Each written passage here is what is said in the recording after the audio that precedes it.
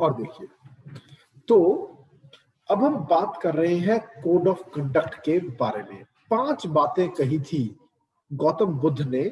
इन 5 बातों को क्या नहीं करना। अभी तो 8 बातें वो थी जो करना है, 5 बातें वो जो नहीं करनी है। पहला, दूसरे की प्रॉपर्टी पर नजर मत डालो। Do not covet the property of others. Then ahimsa, violence ना करो। फिर नशा मत करो, झूठ मत बोलो, और करप्शन बिल्कुल मत करो। तो ये 5 चीजों का कोड ऑफ कंडक्ट स्पेसिफाई किया था गौतम बुद्ध ने। ये मैं बता ही चुका हूं। डॉक्टर बी आर अंबेडकर ने भी अपने जीवन के एंड फेस में हिंदुइज्म को त्याग कर बौद्ध धर्म को एक्सेप्ट किया था। He got converted into Buddhism. कई और जगह भी, ठीक है, डिप्रेस्ड क्लासेस के लोगों ने इस तरह काम किए थे। ओके, नाउ बिलीफ इन निर्वाण, ओके, जिसको हम आल्सो नोन एज मोक्ष और साल्वेशन, मुक्ति से कहते हैं। ठीक है, तो गौतम बुद्ध इसमें बिलीव करते थे। It refers to a belief in the concept of ultimate bliss, whereby the person gets freedom from the cycle of birth and death.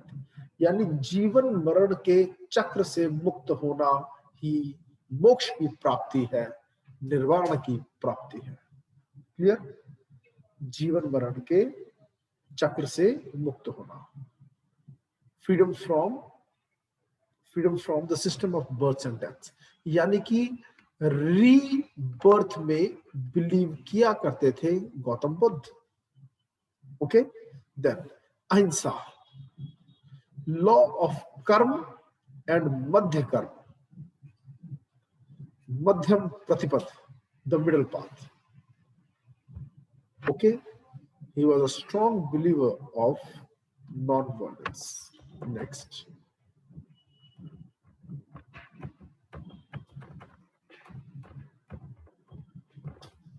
अब आता है बुद्धिस्ट संघ क्या है। संघ क्या होता था? जो भिक्षु होते थे या फिर जो श्रमन्स होते थे, ठीक है, द एंड नन्स, जो बुद्धिस्ट मॉन्क्स हुआ करते थे, ठीक है, they acted as torch bearers of the dhamma, कि देखो जिंदगी को कैसे जीना है, ऐसे जीना है। और द वर्शिपर्स कॉल्ड उपासक। 2 तरह के लोग होते थे, एक तो भिक्षु और उपासक। जो आम जीवन जी रहे हैं लेकिन बुद्धिज्म में बिलीव कर रहे हैं, वर्शिप कर रहे हैं, वो हो गए उपासक। और जो हार्डकोर लाइफ जी रहे हैं, ठीक है जी, और वो हो गए भिक्षु, मॉन्क्स। ओके, ये था बुद्धिस्ट संघ। ओके, संघ जो था ये मॉन्क्स के लिए होता था। They use to live in groups. Monks का संघ होता था, मॉन्क्स एंड नन्स।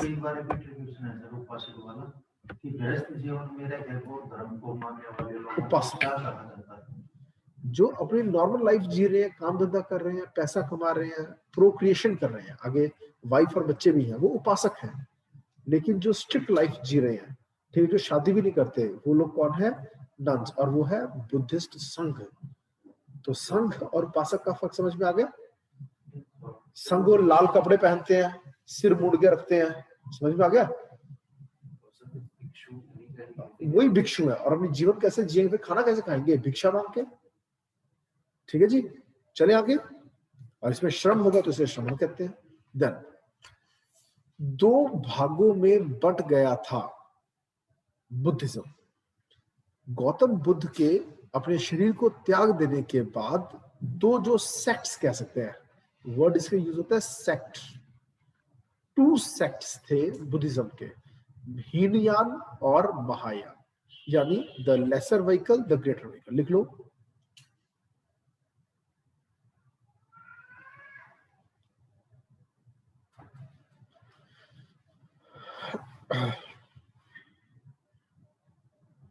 चले आगे, चले। और एक और भी सेक्ट हुआ है बुद्धिज्म का, उसका नाम है वज्रायन। वज्रायन जो है ये मैजिकल पावर में विश्वास करता है, ठीक है। वो कहते हैं जो मुक्ति प्राप्त हुई, साल्वेशन है, that could be attained by magical power which they called as Vajra, okay. और द चीफ डिविनिटी, सबसे जो मानने वाला है वो कौन है इसको? तरस, बंगाल में, बिहार में, ठीक है, ईस्ट इंडिया में there is a main area जहां पर वज्रायन सेक्ट ऑफ बुद्धिज्म मिला। वैसे बुक्स में कम मिलेगा आपको वज्रायन के बारे में, सिर्फ महायान और हीनयान के बारे में, कि जैसे टुकड़े हो गया, ठीक है। अब जैसे इस्लाम में भी दो सेक्ट्स बन गए थे, शिया और सुन्नी। शिया भी आगे 4-5 तरह के हैं, सुन्नी भी आगे 5-6 तरह के हैं, ठीक है। जैसे हिंदू है, हिंदू में 4 तरह के तो मैंने बताई दिए। आगे उसमें भी डिविजन्स है, एक तरह के ब्राह्मण नहीं है, कई तरह के ब्राह्मण है। एक तरह के वैश्य नहीं है, कई तरह के वैश्य है। जो काम धंधा करने वाले लोग जैसे अग्रवाल्स हैं और पंजाबीज हैं, ठीक है। उसी तरह से मारवाड़ीज हैं, ठीक है, गुजरात में अलग है, साउथ इंडिया में अलग है। ये सब लोग कौन है? जो पैसा कमाने वाले लोग हैं, जो बिजनेस करने वाले लोग हैं। आगे फिर अग्रवाल में भी आगे कई तरह के गोत्र हैं फिर, ठीक है। जैसे मित्तल अलग है, गर्ग अलग है, ठीक है। ऐसे ही ब्राह्मण्स में है, ठीक है। कुछ अपने नाम के वजह सिर्फ शर्मा लिख लेते हैं, कुछ वशिष्ठ लिख लेते हैं, समझ में आया? तो ये डिफरेंट डिफरेंट ऐसे ग्रुपिंग्स होती है। ऐसे ही बुद्धिज्म में हुआ, कुछ बन गए वज्रायन जो मैजिक में बिलीव कर रहे हैं।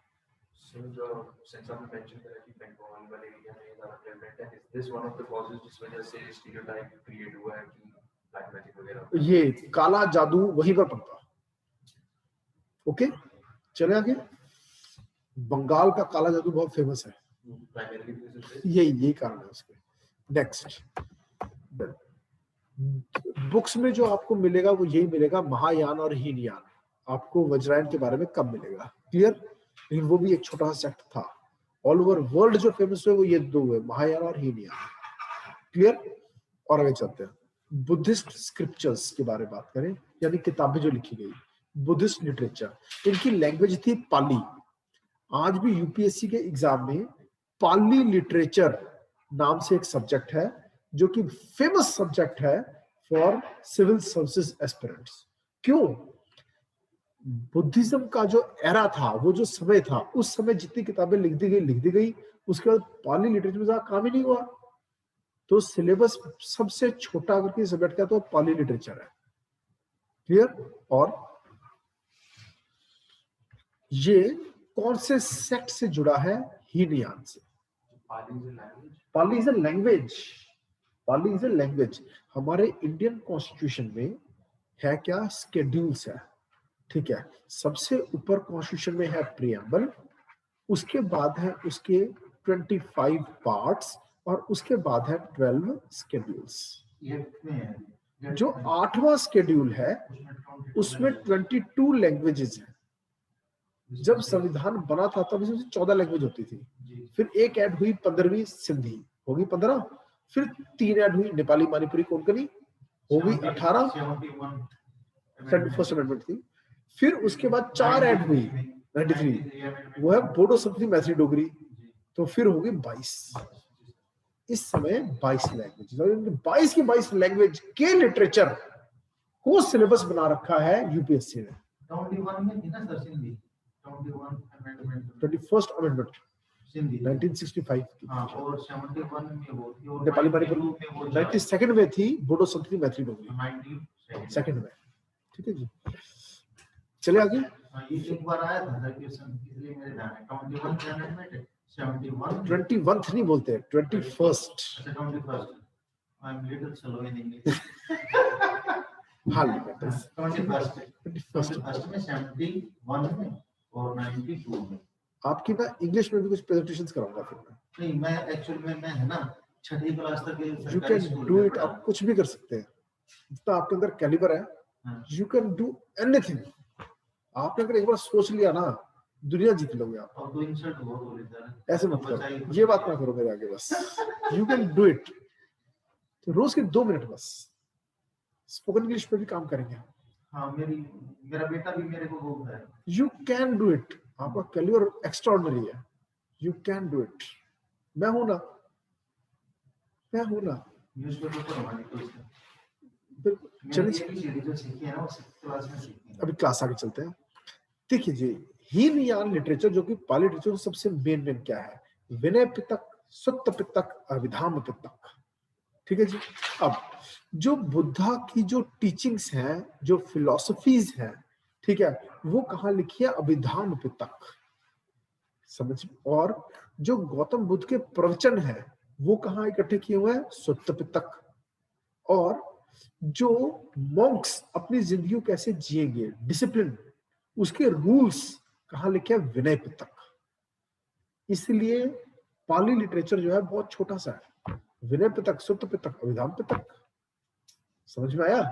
ये पढ़ो और यूपीएससी पेपर क्लियर, 40 दिन में ऑप्शन सेलेक्ट तैयार।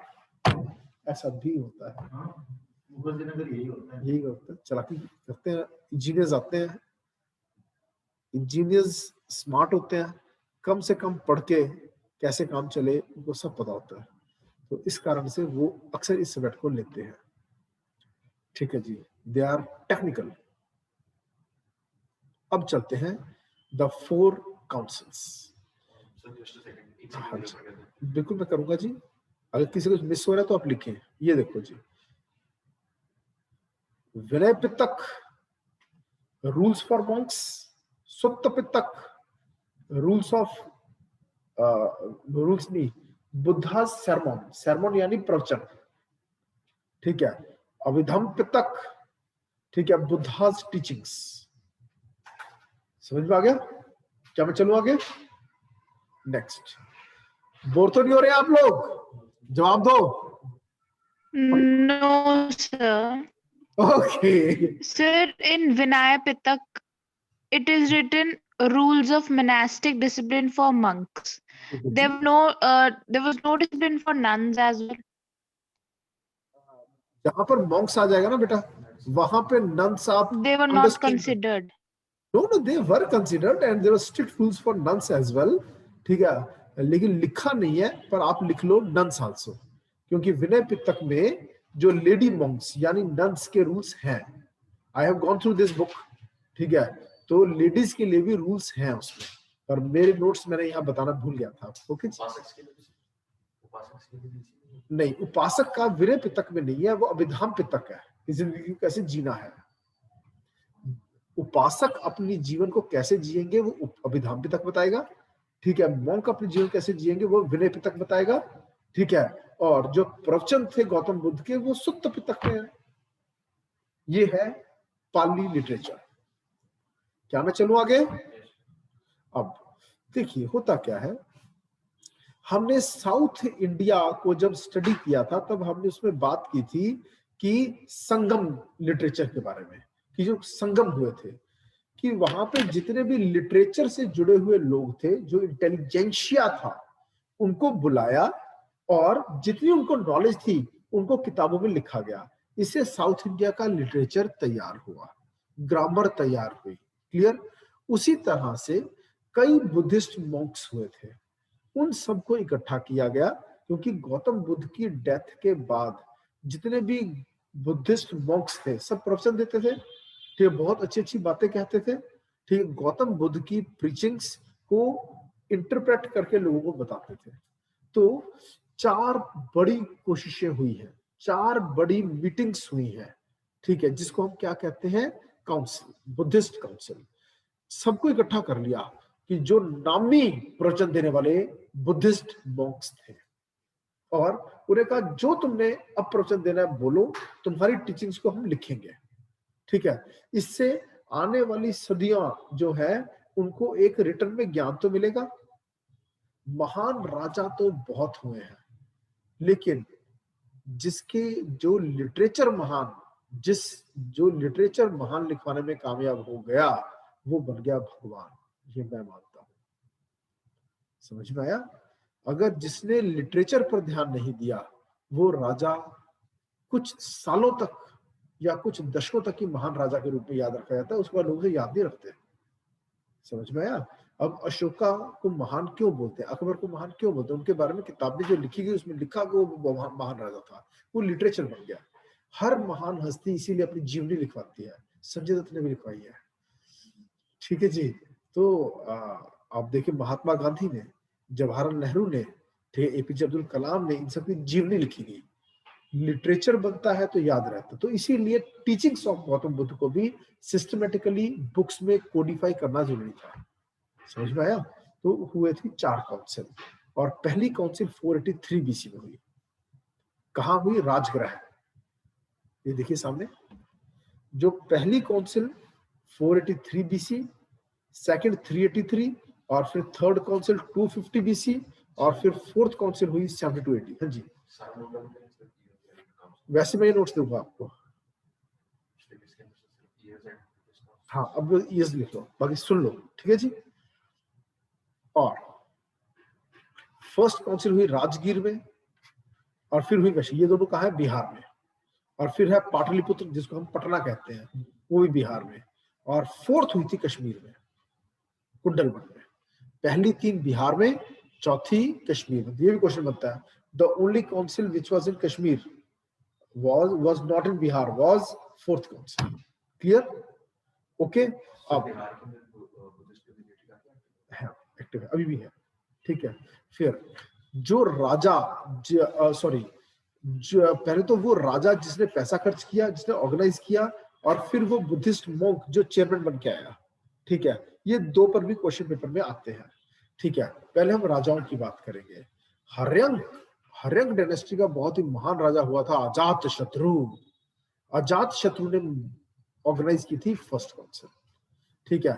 और काल अशोक, जो कि शिशुनाग डायनेस्टी का दूसरा राजा था, ठीक है, उसने की थी सेकंड काउंसिल।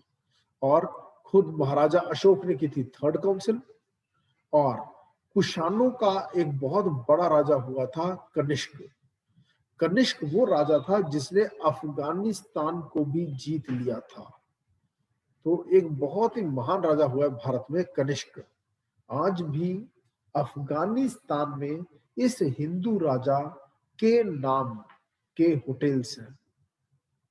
वहां आज भी बहुत लोग हैं जो कहते हैं हम कनिष्क के वंश से हैं। समझ में आया? वो कनिष्क को आज भी अपना भगवान मानते हैं।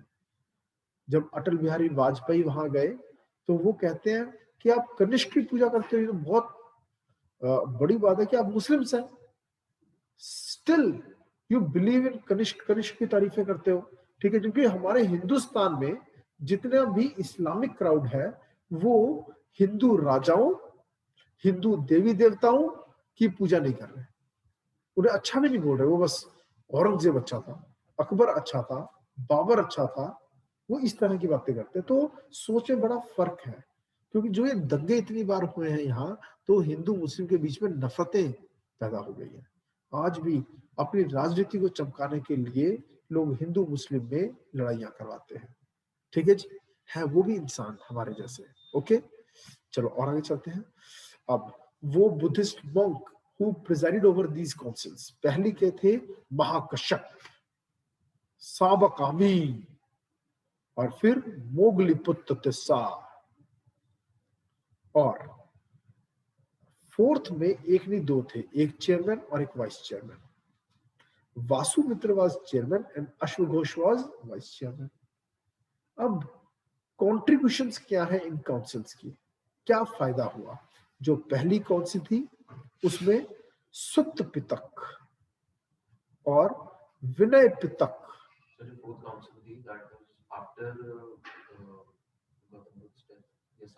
सारी की सारी ऑल, अगर उनकी लाइफ टाइम में होती, गौतम बुद्ध की लाइफ टाइम में होती कौन सी, तो ऑफकोर्स वो खुद ही चेयरमैन होते। तो ऑफकोर्स गौतम बुद्ध की डेथ के बाद जो मॉन्क थे, जो प्रवचन देते थे, उनको इकट्ठा किया गया। हाँ जी, हाँ, बस डेथ के बाद हुई है, लेकिन शायद डेथ के बाद हुई है, ठीक है जी। और जो चौथी थी उसमें बुद्धिज्म 2 टुकड़ों में बट गया था, ठीक है। पहली में सुत पितक और विनय पितक लिखे। किसने लिखे? आनंद एंड उपाली।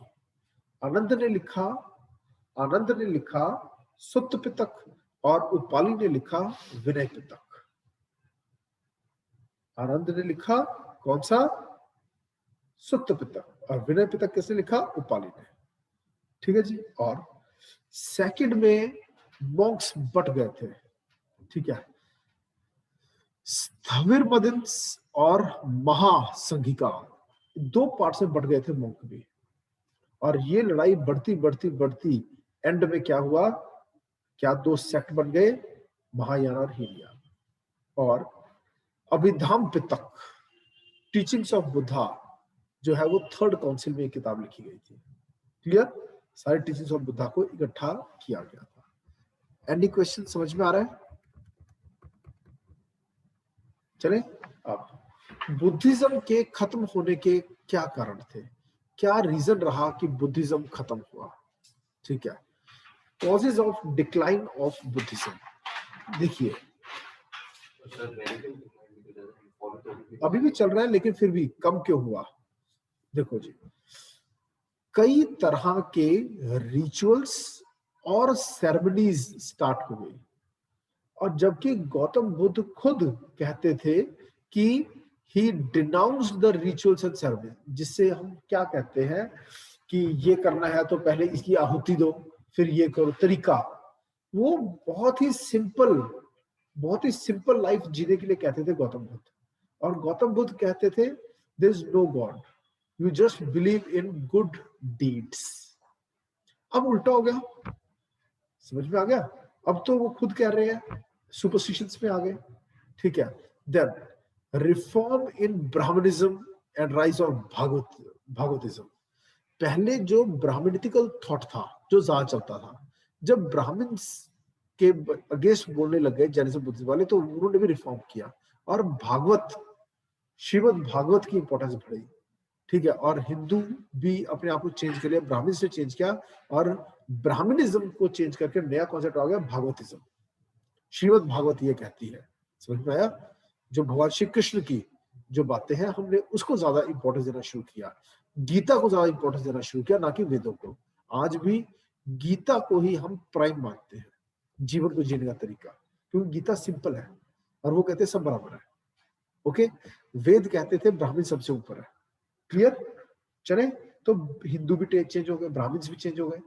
और Buddhist took up the use of Sanskrit.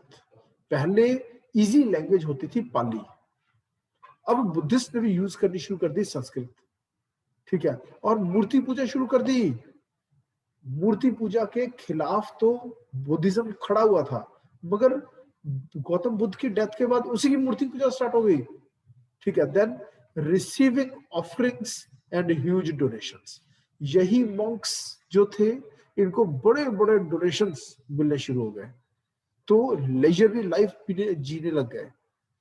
समझ में आया? जबकि उन्हें अपनी सारी इच्छाएं मार के जीना था, एक सीधा साधा जीवन जीना था। ठीक है, उन्होंने रिसीव करना शुरू कर दिया वैल्यूएबल गिफ्ट्स। इस कारण से बौद्ध धर्म पर से विश्वास खत्म होना शुरू हो गया लोगों का और लिमिट हो गया। हाँ जी सर, सिंस बिहार के अंदर इतना ज्यादा इसका इन्फ्लुएंस रहा है बुद्धिज्म का, एंड सिंस टुडे भी सर आप बता रहे हैं कि वहां पर है एंड वहां पर ब्राह्मण्स का भी बहुत ज्यादा इन्फ्लुएंस है, तो सर ये दोनों सोसाइटल क्लैशेस नहीं? आज भी बहुत सी जगह पर क्लैशेस हैं, लेकिन अब बुद्धिज्म को हिंदुइज्म के साथ जोड़ के देखा जाता है। लॉ के हिसाब से everybody who is Buddhist is a Hindu. Hindu है कौन? सिंधु नदी के ईस्ट में रहने वाले लोग, उनमें से कुछ आज भी भागवतिज्म के साथ चल रहे हैं, कुछ बुद्धिज्म की टीचिंग के साथ कर रहे हैं, कुछ जैन, सारे जैन हिंदू हैं। ठीक है, इवन की अग्रवाल्स में तो मैरिजेस विद जैन आम होती है। ठीक है, अलाउड है। ओके, चले आगे। मेरी खुद की बुआ जो थी वो जैन थी। ठीक है, she was married to Jain. एक थोड़ी देर पहले लड़की ने क्लास में लगाई थी यहाँ, वो भी जैन थी। ठीक है, लेकिन शादी उसने गर्भ लड़के से की। ठीक है जी, हर जैन का एक अग्रवाल गोत्र है। क्लियर? और आगे चलते हैं। अगले सेशन में मैं आपको करवाऊंगा इंपॉर्टेंस ऑफ बुद्धिज्म। आज के सेशन को मैं यहाँ समाप्त करता हूँ। ठीक है, और अगला लेक्चर अब से कुछ ही मिनटों में स्टार्ट